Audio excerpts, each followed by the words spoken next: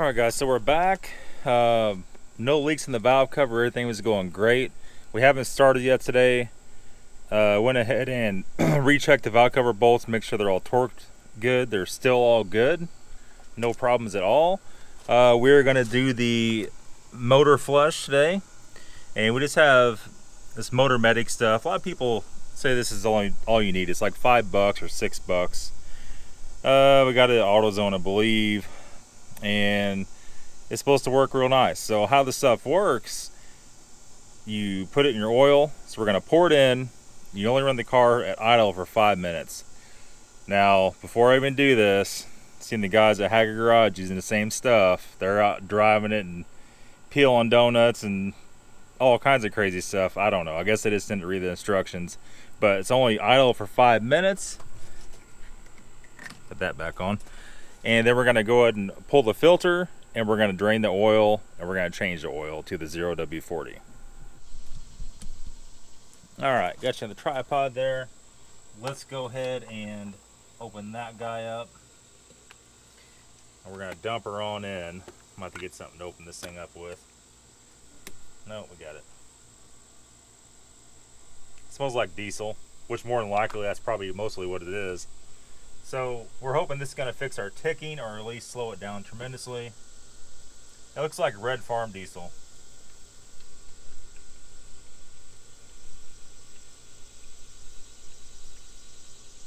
It did say the whole bottle, didn't it?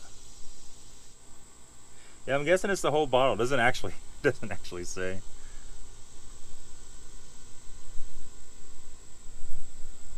Okay, whatever.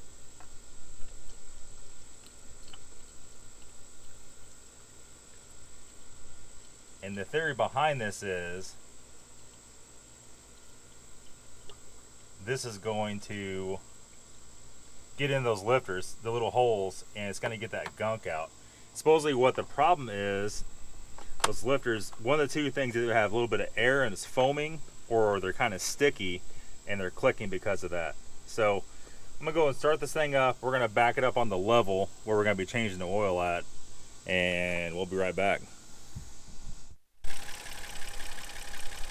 All right, back. It's been about 5 minutes. We'll let it run just a little bit longer.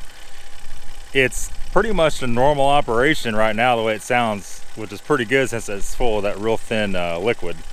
We have an oil pan. We're going to catch everything in. We have our Walmart oil filter wrench. These things work really good taking these off because they don't have a big nut. These are like $5. I haven't broken them yet, so that's always good. And we're gonna need a 17 millimeter to take off the drain plug, and so we'll be right back. Okay, so the oil pan drain bolt was on so tight we had to use our big impact to get it off. I don't even know. It's almost like somebody's trying to mess stuff up at this point. There's no way you can mess stuff up that bad.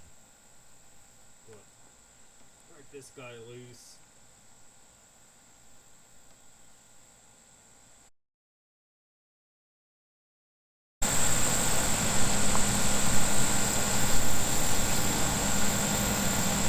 It's pretty hot.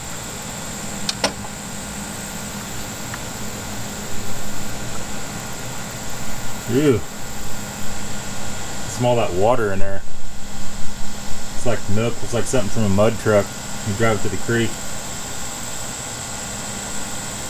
Alright, so we're going to go ahead and pull that off. We're going to set that over here off to the side. Take a peek back under there. Pan's not overflowing yet, but it's getting pretty dang full. Let me see here. So I think what we're gonna do, we're gonna get a little bit of carb cleaner. We'll spray down that just a little bit, just kind of get that goo out of there. So let's go ahead and do that right now. Okay, so we're just gonna spray a little bit of this in there, kind of flush that down. Spray all the threads out. You're not gonna get it all out, but now we go in there with our microfiber and wipe some of that garbage out of there. Not that it's gonna make that much difference, but every little bit of that you get out of there, probably the better off you are in the long run.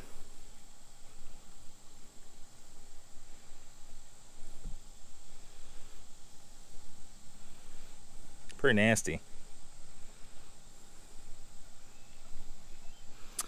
Alright, we got most of it out. We'll do a little more wiping to get that cleaned up. It's a little bit better. We're going to toss that off to the side. And once that finished dripping out, we're going to get our new oil filter. We're going to put the new washer on the drain plug. We're going to reinstall it. And I'll show you what's next.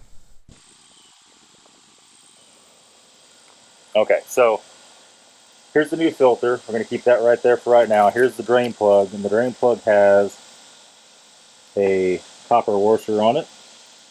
That needs to be replaced. Your filter should come with a new one in the kit. It's going to have a new drain plug washer. It's going to have a new little tiny O-ring right there. And it's going to have a big O-ring. So, of course, that's pretty rough. It's like somebody's been skipping and replacing that the last few changes. So we're going to take our new ring, we're going to put it on there, we're going to reinstall that bolt. Now,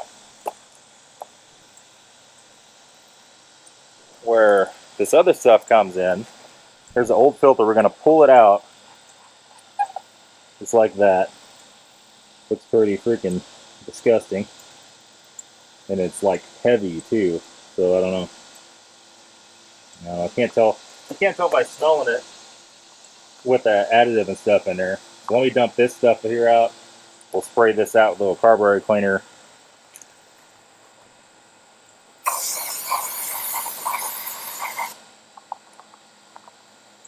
There we go. And it's going to look something like this. Now, the big O-ring is all the way down here, right there. So let me get a little screwdriver, and we're going to take these two O-rings out and reinstall the filter.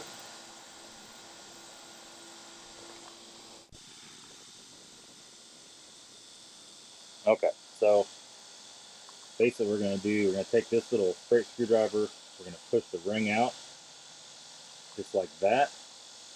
And let's take microfiber, let's wipe that ring out. You probably don't have to, but kind of the cleaner the better. I'm going to slip this back on. Okay. And then this little top one, if they're hard, sometimes you got to use a razor knife to get it out. This one should come right out though.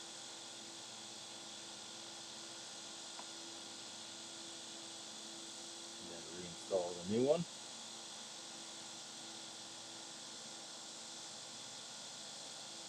Just like that. And we're going to go ahead and reinstall this guy here like that. And before we go any further at all, we're going to get a little bit of our clean Mobil 1 0W40. And we're pretty much just going to stick our finger in it. Get some on our finger. And then we're going to rub it on that O-ring. If we don't, and on the one in the middle. If you don't do that, things will go bad. Trust me. Okay, so now we're going to reinstall. And it should, there we go, it should snap down.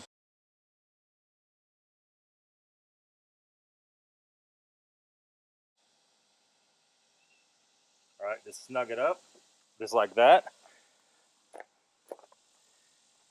And the next step is we're going to discard of all the stuff up here on the engine. Then we're going to reinstall our drain plug. After reinstall our drain plug, then we could actually start filling this thing up. Before we install the drain plug, look at that oil, would you? Holy. I mean, it's freaking...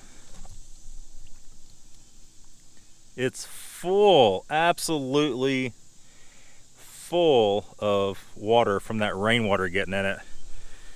And like I said before, that number 6 spark plug well was just full, whoops, was just full to the max, running over into the top of the cylinder head. So I don't know how long it's been getting rained in, but the pan is full to the max. It's a 10-quart pan, and it's to the very top. So it did have a lot in it. I've seen that before a lot on E46s. They do it really bad if you have the cowling out. E39, well, everything does. But I've seen them set for a year before with that in there, and they come out okay in the end. So not much we could do about it now. Hopefully the engine rinse a lot of it out. And a lot of it will steam out, and the oil separator will separate a lot of that out. You're never going to get it all out. So let's go ahead and put our drain plug back in. We'll let the car down, dispose of this oil, and see how we do here. Okay, so we're back together. We put the drain plug in. We put our 7 quarts of oil in this. That's what these hold. And I think we're ready to start. We checked the coolant. Before we could drive it anywhere, we need to get some different bolts, because I just stuck that one in there. It's just finger tight. All that stuff is all missing. So I have to dig to the bolt bin and try to hunt that down. But I think at this point we're ready to go. Might go and check the power steering fluid and the brake rods. Kind of check everything out. The more we can check out in a car like this, the better off we are in the long run. We had to talk about transmission fluid already, and it's never been changed. 148,000 miles.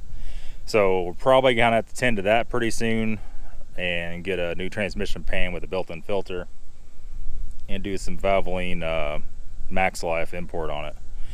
So yeah, I don't know. Let's go and start it up, see what we got. All right, here we are. I drove it for about 10 minutes. I didn't floor it or nothing. It needs to be driven on the interstate a little bit. I got to figure out this rearview mirror thing. This one's folding the wrong way. It's drove me insane. So I drove it just a few blocks down the road, came back.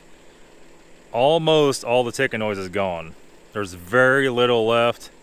At this point, I have no doubt some more highway miles. A good hard drive will settle everything out completely. So that's pretty much it, guys. That's all for the BMW E90, E92, E60, N52, or N54 oil change. Thanks for watching, guys. Have a good day.